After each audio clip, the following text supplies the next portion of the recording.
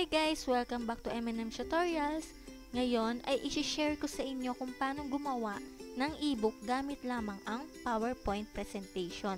So itong nakikita ninyo ngayon sa screen ninyo, ito yung magiging output natin para mamaya. So explore lang muna natin itong ginawa ko. Punta tayo sa slideshow. Tapos from beginning, click natin. Or pwede din dito sa play slideshow or sa keyboard natin, F5. So, ayan. Ito yung title, Jungle Math. Ito naman yung author, M&M Tutorials. So, sa gitna, kung napapansin ninyo, nagbi-blink yung start para mas mapansin ng ating mga learners na ito yung dapat nilang i-click. Pero naman kapag kinlik natin yan sa labas ng start, hindi siya magne-next slides. Kasi 'di ba, kapag sa PowerPoint presentation at naka-play yung slideshow, kapag nag-click tayo dito sa screen, nagne-next slide siya. So ito hindi. Mamaya ituturo ko sa inyo kung paano yung gagawin para hindi maklik yung mga hindi naman dapat. Ang dapat lang maklik ay yung start. Kapag kinlik natin yan, yan lang yung magne-next slide. So click na natin yung start. Ayan. Ito nga pala yung menu kapag kinlik natin yung start. So, dito sa left side, merong home at exit. Kapag kinlik natin yung home, babalik tayo dun sa kanina, yung may start. Click natin tong home para makita ninyo. Ito, diba? Bumalik tayo sa home. Tapos, balik tayo sa menu. Click lang natin ulit yung start. Ayan. So, ito naman nasa baba ay yung exit. Kapag kinlik natin yan, mapupunta tayo sa exit. Ayan yung thank you. So, balik tayo sa menu. So, dito naman sa right side, ito yung mga lesson ng ebook natin. Unit 1, addition. Unit 2, subtraction. Unit 3, multiplication. And Unit 4, division. So, ito lang munang Unit 1, addition yung papakita ko sa inyo para lang makita ninyo yung itsura ng ebook na gagawin natin mamaya. So, click na natin tong addition o yung unit 1. Ito yung mga lesson sa unit 1. Adding 1 digit, lesson 1, lesson 2, adding 2 digits, lesson 3, adding 3 digits. So, try natin tong lesson 1. Click lang natin siya. So, ito yung lalabas kapag kinlik natin yung lesson 1, adding 1 digit. Meron siyang explanation, example, ayan, kung paano mag-add ng 1 digit. So, kapag kinlik naman natin tong next, nakiklik din yan. Kapag kinlik natin siya, merong activity. Let's try, click the correct answer inside the box below. So, 4 plus 3, pipili yung bata ng sagot dito sa baba. May tatlong box, pipili sila ng tamang sagot kung 6, 7, or 8 yung sagot sa 4 plus 3. So, try natin maliin. Gawin natin 6 yung sagot natin. Tignan natin kung ano yung lalabas. So, ito yung lalabas. Merong nakalagay na try again. So, para makapag-try yung bata, kiklik niya lang ulit yung try again. Tapos, babalik na ulit siya dun sa question. So, try naman natin yung tamang sagot, 7. Ayan, you're correct. So, kapag tama na yung ating learners, ay pwede na siyang mag-next. So, click lang niya yung next. Ayan, 5 plus 4, 8, 7, or 9 yung pwede niyang maging sagot. So, try ulit natin maliin. Try natin 7 yung isagot natin. So, ayan. Ito ulit yung lumabas. Try again. Pwedeng i-click ulit ng bata yung try again para magkaroon ulit siya ng chance na maitama yung kanyang sagot. So, click natin yung 9. Ayan. You're correct. So, kapag halimbawa tapos na siyang magsagot, pwede na siyang bumalik sa menu. Kung alam na niya yung addition, pwede na siyang pumunta sa subtraction, or kaya kapag tapos na siya sa lahat, pwede na siyang mag-exit. Ayan, thank you. So, ito yung magiging output natin mamaya.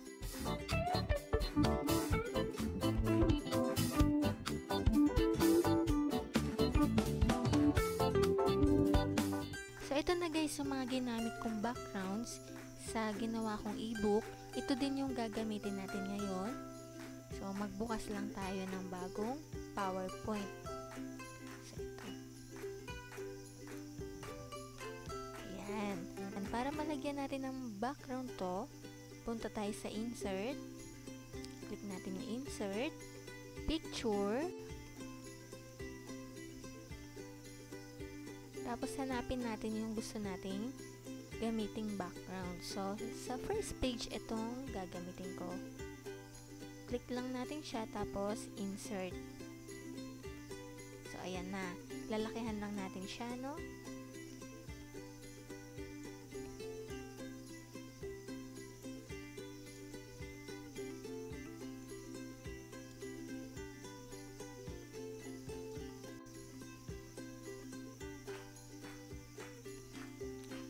Ayan, may background na yung first slide natin. So, lalagyan naman natin ng title. Punta ulit tayo sa Insert. Tapos, Word Art. Tapos, pili lang tayo dyan ng gusto nating gamitin. So, ito yung gagamitin ko. Type nyo lang yung gusto nyong title. Ulitin ko lang yung Jungle Matte. Tapos, pwede natin siyang palitan ng kulay kung gusto nyo. Dito lang sa text fill. Piliin ko yung yellow. Sa outline naman, pili tayo ng kulay. So, dito sa outline, marami tayong pwedeng gawin sa text natin. Meron ditong weight, kung gusto natin siyang kapalan, yung outline. Ayan. Tapos, kung gusto naman natin siyang lakihan, punta tayo sa home. Tapos, ito yung font size. Lakihan lang natin. Lipat lang natin siya sa bandang taas. Ngayon naman, ang gagawin natin ay yung start button. So, meron ako ditong na ginamit kanina. Ito, yung picture 1. Ito yung gagamitin natin para sa start button. Balik tayo sa PowerPoint natin. Punta tayo sa Insert. Picture. Tapos hanapin lang natin yung gagamitin natin. Picture para sa start button. Itong picture 1. So, insert natin yan. Ayan. Kung napapansin ninyo, meron siyang white background. So, dapat maalis natin yung white background na yan para mas maganda. So, kung nakikita nyo, dito sa gilid, merong remove background. Click lang natin yung remove background.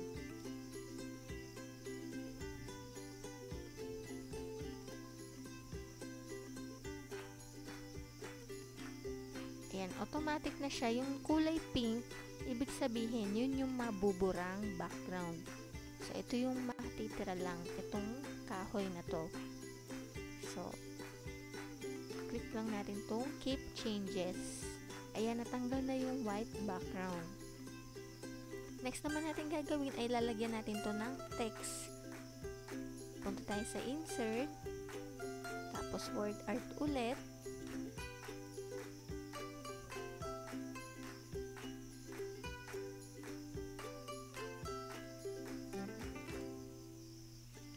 Type lang natin Start.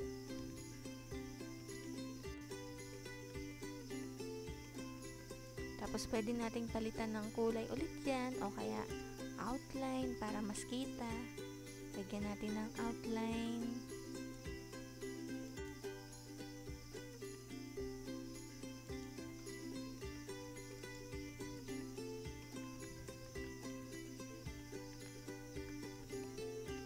Ayan, meron na tayong start button. So, ang gagawin naman natin next, i-click natin yung start na yan, start.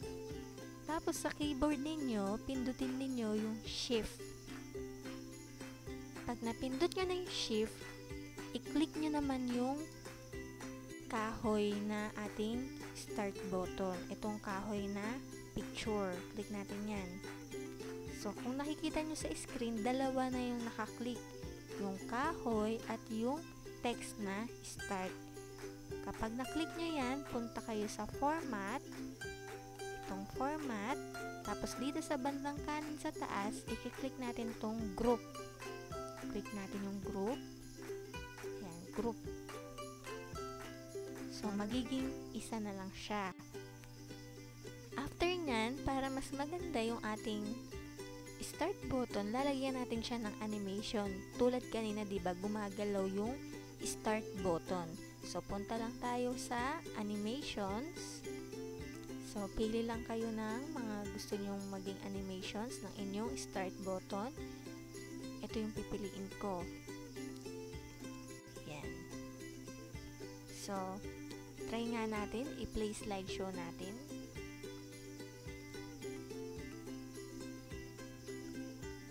Kung napansin nyo, isang beses lang nag-play yung animation na pinili natin. So, ganito yung gagawin natin para magtuloy-tuloy yung animation, yung pulse niya. Punta tayo sa animation, then animation pane. Ito yung animation na pinili natin. Click lang natin dito sa gilid. Then, timing. Ayan. Piliin natin yung with previous, yung start niya. Yung duration, wag masyado mabilis. Tapos, i-repeat natin, lagyan natin ng until end of slide. Then, okay. So, try ulit natin i-play yung slideshow. Punta tayo sa slideshow. Then, from beginning. Ayan. Kung napapansin ninyo, tuloy-tuloy na yung pag-pulse niya, yung animation. Tuloy-tuloy na yung pag-play. Pag kinlik natin yan, wala. Wala pa. Kasi hindi pa natin nagagawa yung second slide. So, gawa ulit tayo ng new slide. Click lang natin dito, right click, then new slide. Gagawa na tayo ng second page natin. Mag-insert ulit tayo ng background, insert, picture. Tapos kung ano yung gusto nating background, itong background 2. Click natin siya, tapos insert. Lakihan lang ulit natin yung ating background. So, ito nga palang guys na backgrounds na ginamit ko, lahat ng ito ay downloaded lang from Google. So, credits lang po sa owner ng mga pictures na ginamit ko. Mas maganda kung sariling picture ninyo yung gagamitin nyo, kung yung kayo ang nag-drawing at nag-layout, para masabi ninyong sa inyo talaga yung ebook. Ayan, may background na yung second slide natin. Ang gagawin naman natin ay gagawa tayo ng home button tsaka exit button. So, mag-insert lang tayo. Punta tayo sa shapes. Ayan. Tapos, pili lang kayo ng shape na gusto nyong gamitin para sa home button natin tsaka exit button. So, ito yung pipiliin ko.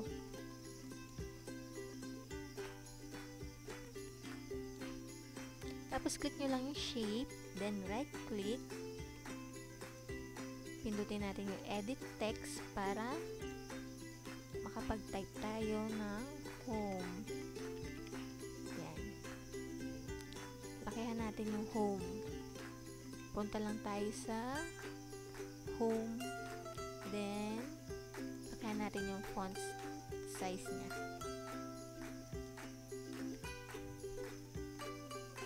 Ganon din sa exit. Insert shapes ulit.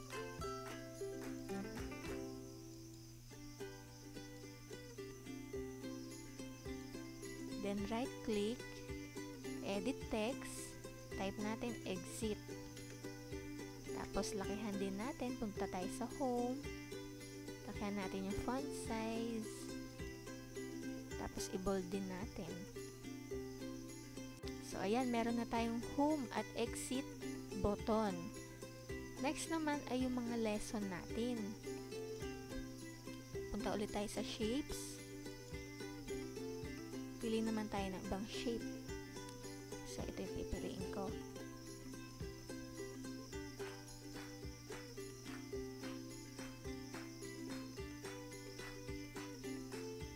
Ayan. Tapos, right-click ulit.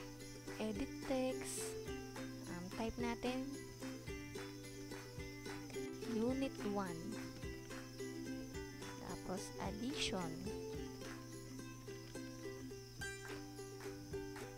Lakihan lang ulit natin yung font size. Then, bold natin. Ayan. So, ganyan din sa subtraction. Para mas mabilis, i-copy na lang natin tong shape na to. Right-click lang. Then, copy. Tapos, right-click sa labas. Paste.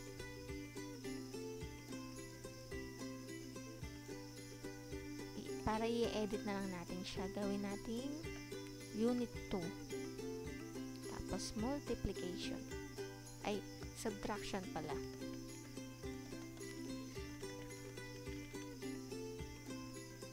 So, ganun din sa multiplication. Copy ulit. Then, paste.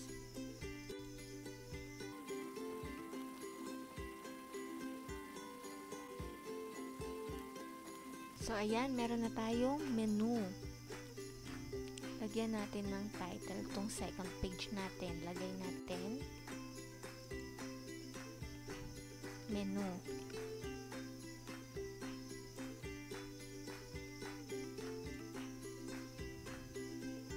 So, kung gusto nating palitan yung kulay ng mga button natin, click lang natin sila. Tapos sa format, pwede kayong dito pumili. Meron na dito. Ayan. Pwede din naman dito sa shape fill. Ayan. Maraming kulay dito. So, pipiliin ko ay syempre yellow, favorite.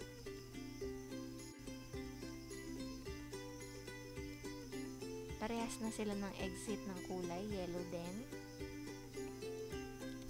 So, palitan natin yung kulay ng text kasi light din siya. Dito naman tayo sa text fill. Gawin natin black.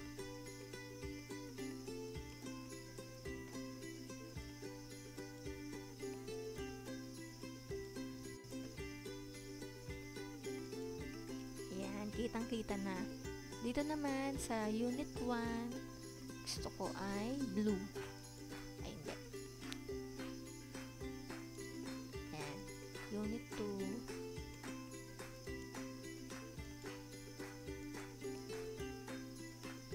So, ganyan lang. Napakadali lang gumawa ng e-book. Ayan, meron na tayong menu. So, next naman tayo, third slide. Right-click tayo, tapos new slide. Para magkaroon ulit ng background yung ating third slide, punta lang ulit tayo sa insert, picture, tapos pili lang tayo ng gusto nating background. So, ito yung pipiliin kong background. Insert lang. Lalakihan lang natin to para sakop sa slide natin.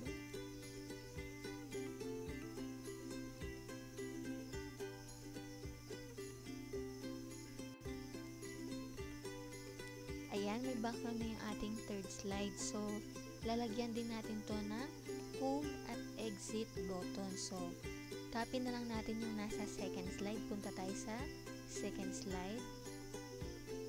Tapos, i-click natin yung home.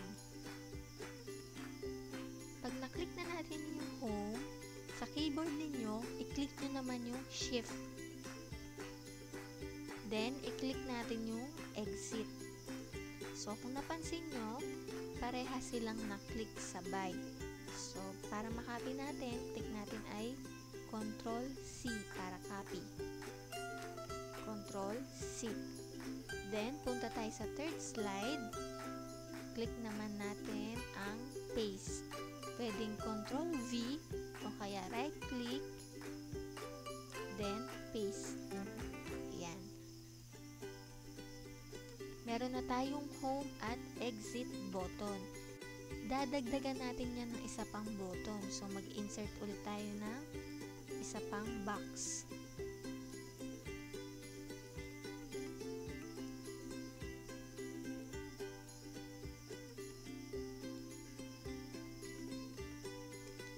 Then, right-click natin, edit text, dadagdagan natin ng menu. Para pag gustong bumalik sa menu. Lakihan lang din natin yung font size. Then, yung kulay ng ating shapes. Punta tayo sa format. Then, shape fill. Yellow. Gawin natin black yung text. Dito sa text fill, click nyo ang black. Ayan. Next naman natin gagawin ay yung button para sa lessons ng addition. Insert lang tayo, then shapes. Ayan, pili lang kayo ng shape na gusto ninyo.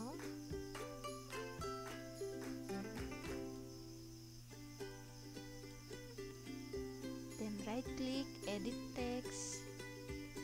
Type natin ay lesson 1 colon adding 1 digit. I-bold natin yung text para mas kita ng mga bata. Then, lakihan natin yung font size. Ganun lang din sa lesson 2, i-right click lang natin to para hindi na tayo insert ng shapes. Right click lang natin to, then copy, then sa labas, right click, paste. Ulitin natin, right click, paste. Ayan, para i-edit na lang natin yung text. Palitan na lang natin to ng lesson 2, adding 2 digits. Dito naman, lesson 3, adding 3 digits. So, kung napapansin nyo, paulit-ulit lang tayo, no? Insert, shapes, copy, paste, edit text. So, ganun lang po kadali gumawa ng ebook sa PowerPoint presentation. Kung gusto nyong palitan yung kulay nito, no problem. Punta lang tayo sa format. Then, pwede kayong mamili ng mga gusto nyong kulay ng ating buttons.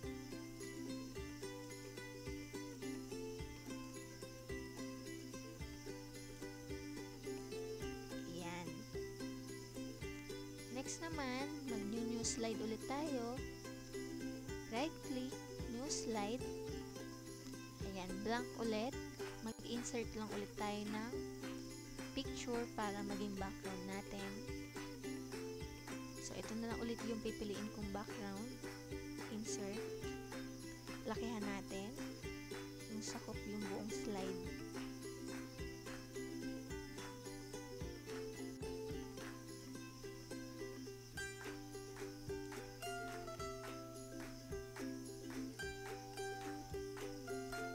Ayan.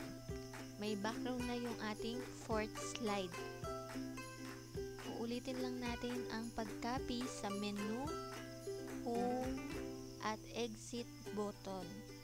Click lang natin muna yung menu, then press natin yung shift sa ating keyboard, then click na natin yung home at exit. Ayan, kung napapansin nyo, parehas na silang naka-click. Then, Control C para makopy. Ulit, Control C. Then, punta tayo sa fourth slide. Then, Control V or right click. Then, paste. So, ang gagawin naman natin dito sa fourth slide ay yung explanation ng lesson 1. Yung adding 1 digit. So, mag-insert tayo ulit ng shapes.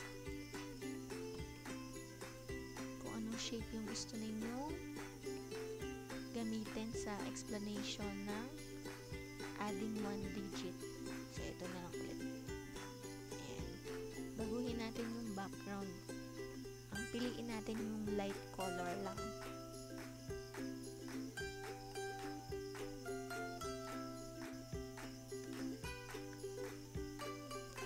Ayan. Tapos mag-i-insert lang ulit tayo ng text. Right click, then text.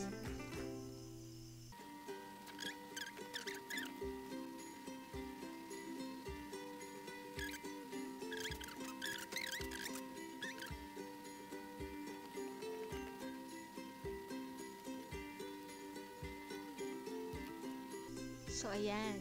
Ito na yung explanation natin ng lesson 1. Merong example. Ngayon, gagawa naman tayo ng button para mag-next. Arrow button para mag-next. So, punta tayo ulit sa Insert, Shapes. Then, yung arrow ng next. Ayan. Then, right-click ulit. Edit text. Type natin next. Lagyan natin or i-bold.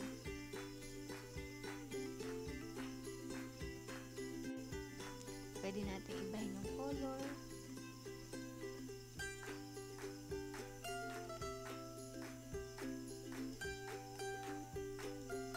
Ayan.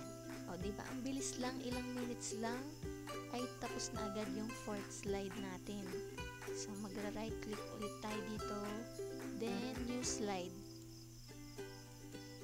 Insert ulit tayo ng picture para maging background. Lakayan ulit natin. O, diba pa ulit-ulit lang yung ginagawa natin. Insert picture, insert shapes, copy, paste, edit text.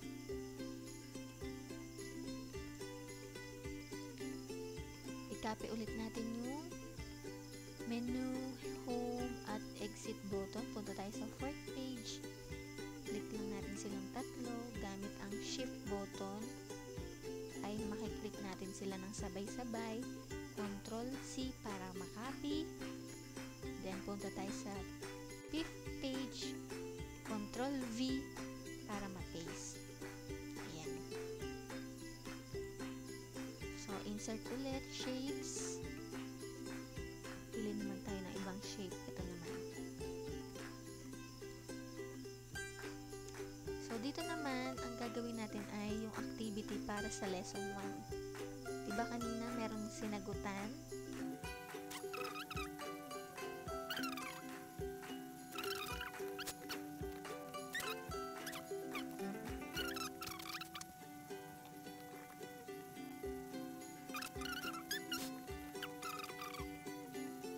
Then, mag-i-insert ulit tayo ng shapes, yung box. Dito natin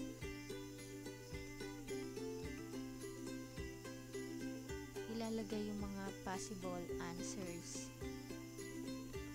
Edit text, 7. Ay, 7. Ayan, lakayan natin yung 7.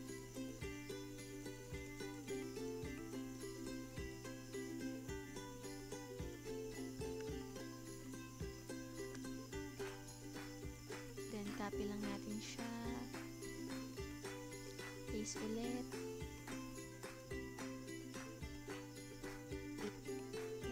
Paste ulit. Ayan, meron na pagpilihan ng learners kung select 8 or 9 correct answer. So, mamaya, ang gagawin natin dyan pag natapos na natin lahat yan ay yung kung paano nila makiklik yung tamang sagot. So, ang next naman natin gagawin ay mag-i-insert ulit tayo ng shapes para sa arrow button ng back tsaka ng next.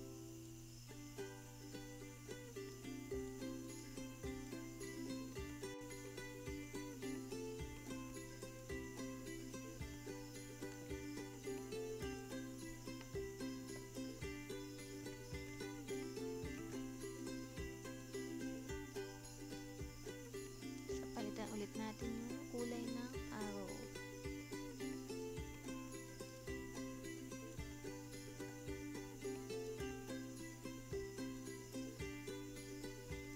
copy na lang natin tong back arrow, then paste.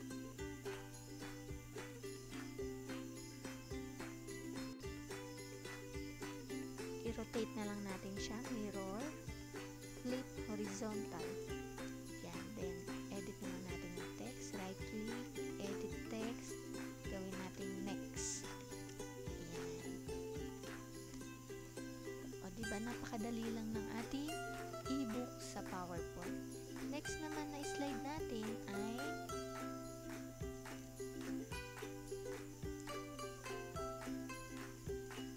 mag-insert ulit tayo ng picture. So, ito naman yung pipiliin kong background.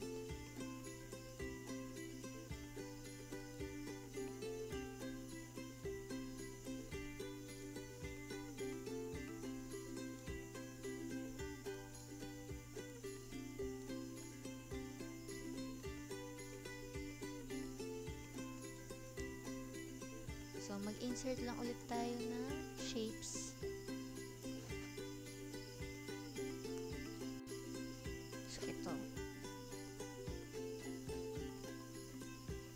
Ayan. Pagmukain natin nagsasalita yung unggoy.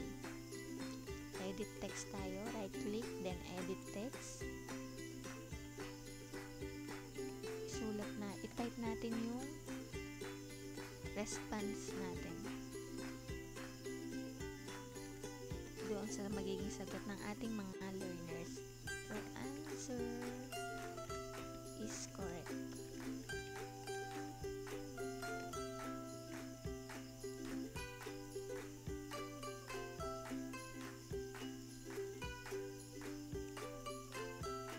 Pwede natin palitan yung kulay ng shape.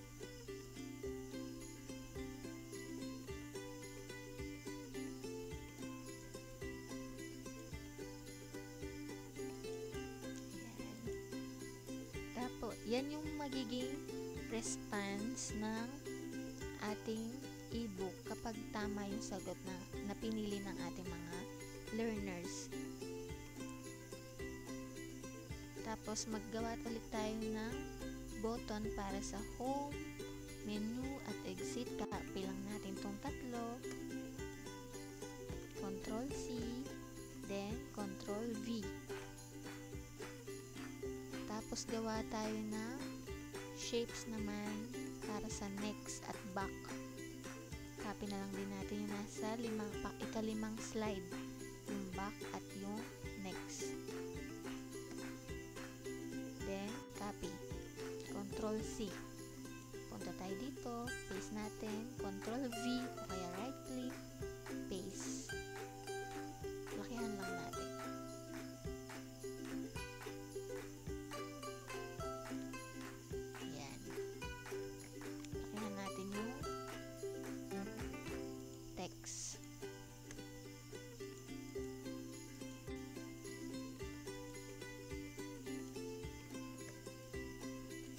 So, ayan na. Next naman ay kung mali naman yung sagot ng ating mga estudyante or learners. Right-click lang natin to slide 6. Ang gagawin natin, diba, laging new slide. Ngayon naman, duplicate slide. Kasi parehas lang naman yung background, yung shapes na gagamitin natin sa slide 7. Kapag mali naman yung sagot ng ating estudyante, lagay natin try again. Ayan.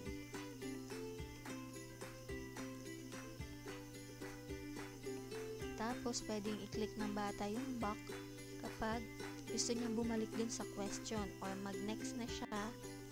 Pwede natin alisin yung next para hanggat mali yung sagot niya, hindi siya makakapag-next question. Back lang yung ilalagay natin. So, ganun lang kadali yung ating e-book sa PowerPoint presentation. Halimbawa, tapos na lahat nung lesson, activity na ating ginagawa, gagawa naman natin ng exit. Ano ba yung exit? Yun yung thank you. So, mag-insert lang tayo ulit ng new slide. Then, insert picture. So, ito yung gagamitin nating background para sa ating exit.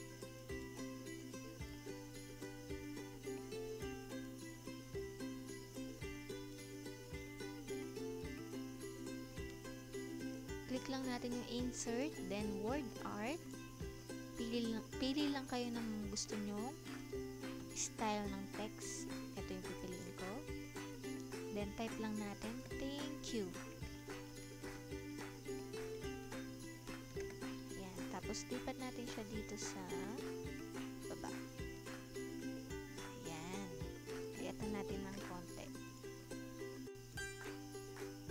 So ayan, meron na tayong exit. Gagawa naman natin ng button dito sa exit ay menu at home lang kasi nasa exit na tayo. So, copy lang natin yung menu tsaka home. Click natin yung menu, then press shift sa keyboard, then home. Click natin yung home. Dalawa na silang naka-click. Then, copy natin, Control C. Punta tayo sa last page. Then, i-control V natin o right click, then paste. Ilipat lang natin dito. So, ayan, meron na tayong menu tsaka home button para sa exit. So, ang gagawin natin ngayon ay lalagyan na natin sila ng hyperlink. So, paano ba yung hyperlink na yun? So, unahin natin dito sa first slide. Dito sa first slide, ang lalagyan lang natin ng hyperlink ay yung start. So, ito lang yung mapipindot, yung start. Click nyo lang yung start, then right click. Hanapin nyo yung hyperlink. Dito. Ito yung hyperlink. Click natin siya, left click. Then, ito yung mga pagpipilian natin. Merong slide 1, slide 2, slide 3. Kapag ang pipili natin dito ay yung kung alin yung lalabas kapag kinlik natin yung start. So, yun yung slide 2, yung menu. So, click nyo lang yung slide 2, then okay. So, i-try natin, i-play natin yung slideshow. Punta tayo sa slideshow from beginning. So, ayan. Click natin yung start. Ayan, napunta na siya sa menu. Pag kinlik natin yung home, ay magne-next slide siya. Hindi siya babalik dun sa home. Kasi wala pa siyang hyperlink. So, lagyan natin ng hyperlink ito. Yung home. Click natin yung home. Right click. Hyperlink. Siyempre, slide 1 yung home. So, click natin yung slide 1, then, okay. Next naman yung exit. Right click. Hyperlink. Kung aling slide yung exit natin, di ba yun yung last slide? Yung may thank you. O, click lang natin yun, then, okay. So, dito tayo sa addition. Right click natin yung addition, hyperlink, then kung ano yung slide na lalabas kapag kinlik natin yung addition. So, slide 3, yung mga lessons ng addition, then okay. So, dito sa unit 2, subtraction, unit 3, multiplication, unit 4, division, hindi pa natin sila malalagyan ng hyperlink kasi wala pa tayong nilalagay na lessons sa kanila, examples, tsaka activities. Addition pa lang yung nagagawa natin. So, next slide naman tayo. Ito ulit sa menu, right click natin, hyperlink. Hanapin natin yung slide kung alin yung menu. Slide 2 yun. Then, okay. Next naman yung home. Click natin yung home. Then, right click. Hyperlink. Syempre, yung home, slide 1 yan. Then, click OK.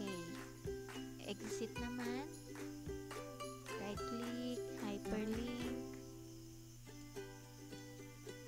Yung last slide, slide 8 yung may thank you. Then, OK. So, dito naman tayo sa lesson. Lesson 1, adding 1 digit. Click natin yung shape na yan. Then, right-click. Hyperlink. Kung aling slide yung lalabas kapag kinlik natin yung adding 1 digit, yung lesson na yun. Yun ay nasa slide 4. Ito yun. Then, click OK. So, dito sa lesson 2 at lesson 3, hindi rin natin sila malalagyan ng hyperlink kasi hindi pa natin sila nalalagyan ng example tsaka activities.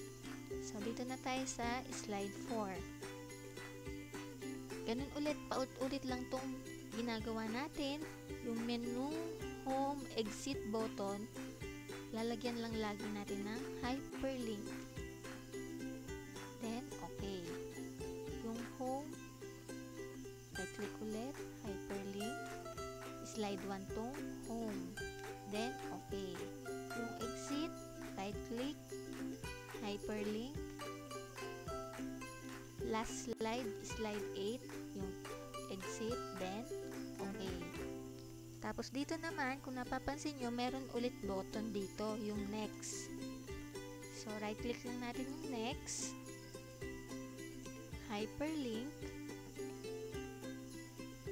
Kung nasa slide 4 tayo, yung next ay slide 5. Yun yung activity na. Pag kinlik ng learner natin yung next, mapupunta na siya sa activity ng addition, ng adding 1 digit. Okay, slide 5, then okay. Punta naman tayo sa slide 5 kasi nalagyan na natin ng hyperlink lahat ng button dito sa slide 4. So, ganun ulit. Yung menu, right click natin, hyperlink, slide 2 yan, then okay. Yung home, hyperlink, slide 1 ang home, then okay. Yung exit, hyperlink, slide 8, then okay. So, dito naman ay lalagyan natin ng hyperlink itong mga box na to, yung 7, 8, 9. Kasi dito pipili yung ating mga learners. Kapag 7, mali yun, di ba? Kaya, iha-hyperlink natin siya doon sa try again. Slide 7 siya. So, right-click natin yung box, hyperlink, slide 7. Okay. Dito naman yung 8. Ito yung tamang sagot. So, aling slide ba yung may you are correct? Ito, your answer is correct. So, slide 6 siya. Ito, slide 6. Right-click natin itong box, hyperlink. Hanapin natin yung slide 6. Ito. Then, okay. Yung 9, maling sagot ulit to. Right-click natin siya, hyperlink. Then, slide 7 kapag mali yung sagot. Then, okay. Next naman, nalalagyan natin ng hyperlink ay itong back tsaka next. Right-click natin yung arrow na back, hyperlink, then slide 4. Next naman, hyperlink, slide 7. So, dito sa next, hindi pala natin siya malalagyan ng hyperlink kasi wala pa tayong next question. Isang activity lang yung nagawa natin. So, ayan. Dito naman sa slide 6, gawan natin ng hyperlink. Itong menu, click natin. Mas maganda kung yung box yung i-click natin. Yung lalagyan natin ng hyperlink kesa yung text. Right-click natin, hyperlink, slide 2. Then, okay. Yung home, right-click, hyperlink, slide 1, okay. Exit, right click, hyperlink, slide 8 kasi yun yung may thank you natin na exit. Okay, then itong back, kapag babalik yung bata sa question, ito yun, slide 5 yun, right click, hyperlink, slide 5. Okay, yung next naman, wala pa tayong next question kaya hindi natin malalagyan ng hyperlink. So, okay na yan. Slide 6, nalagyan na natin yan ng mga hyperlinks. Dito naman tayo sa slide 7. So, make sure lang na lahat malagyan ng hyperlink. Kasi, kapag hindi natin nalagyan lahat, may nakalusot, ay kapag nag-play slideshow, hindi sila makiklik. So, eto, hyperlink natin ulit yung menu. Slide 2, yung menu. Okay. Home. Right click, hyperlink, slide 1, okay, exit, right click, hyperlink, slide 8, then okay, tapos back, dun ulit tayo sa question. Kapag gustong bumalik ng ating learner sa question, kapag mali yung sagot niya, pwede siyang bumalik. Slide 5 yon. So, i-hyperlink lang natin to sa slide 5. Right click, hyperlink, slide 5. Then, okay.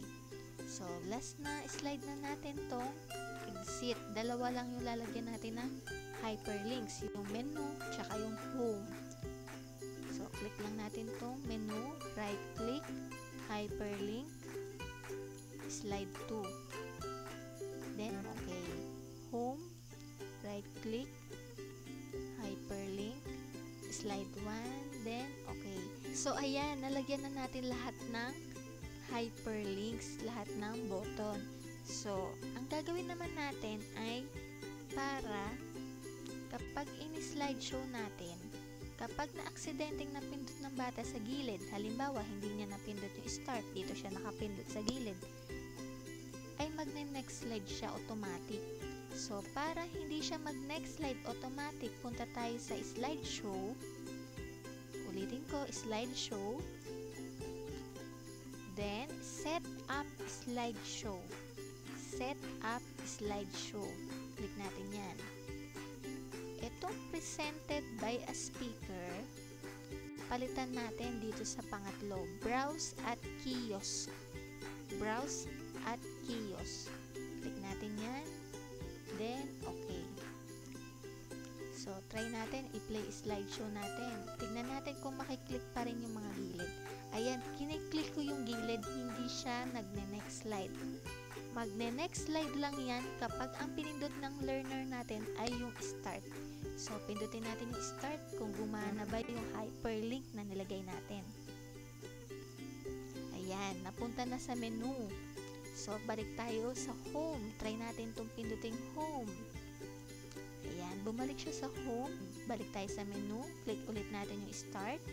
Mag-exit naman tayo. Halimbawa, pag tapos na yung ating learners, pwede na siya mag-exit. Ayan, thank you. Tapos, balik ulit tayo sa menu. Ayan. Then, addition. Gusto nating mag-aral ng addition. Click natin yan. Click siya, di ba? Then, ito yung mga lessons ng addition. O, click natin yung lesson 1. Ayan. Ito yung example. Kapag next tayo, ito yung activity. Try natin sagutan ng mali. Halimbawa, 7. Ayan yung lalabas. Try again. Pwedeng bumalik yung ating mga learners para maitama niya yung sagot niya. 5 plus 3 equals 8. Ayan, your answer is correct. So, ganun lang kadali gumawa ng ebook gamit ang PowerPoint. So, halimbawa, tapos na ang ating mga estudyante sa activity, sa lesson. Ayan, pwede na mag-exit. Sana nagustuhan nyo itong video tutorial ng paggawa ng ebook sa PowerPoint presentation. Don't forget to subscribe and hit the bell button para lagi kayong updated sa aming new uploads. Thank you!